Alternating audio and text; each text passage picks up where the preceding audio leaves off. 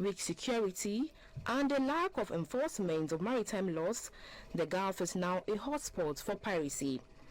While 162 ships were attacked by pirates in 2019, the number of ships attacked grew to 195 in 2020. Is it all doom and gloom? There is no single problem out at sea that does not start from land. That is not planned, encouraged, funded, and the initial drawings towards the execution planned on land. The sea and the crimes that happen at sea are only an intermediary point in terms of the complexity of underpinning infrastructures that allows these crimes to go on.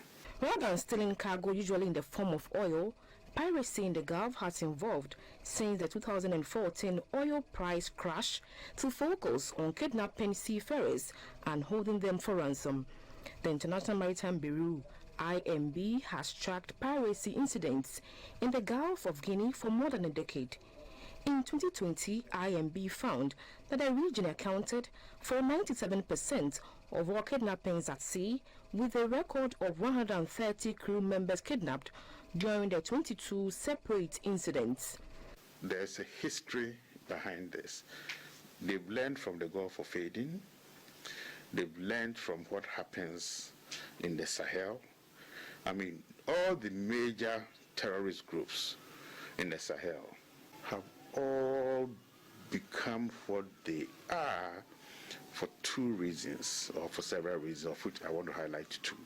One is the kidnapping business. The second relates to their ability to be accepted within the communities in which they are located. Professor Annan specializes in peacekeeping economics, security, organized crime, and more. Here are some of his recommendations to put the kibosh on their activities. The first step is to tell our own story. In telling that story, we need to ask ourselves, who are those on the front line who can help us to understand the extent of the problem? And it's the fisher folk. They see wrong nets being used. They see the manner in which the fishing licensing regime across the Gulf of Guinea is bringing in industrial vessels to decimate their livelihoods. We need to bring them as one of the critical stakeholders in this conversation. So in talking maritime insecurity, we need also to understand the risks and the perils on land. The two regions with the greatest incidence of maritime piracy in Africa are the Horn of Africa and the Gulf of Guinea.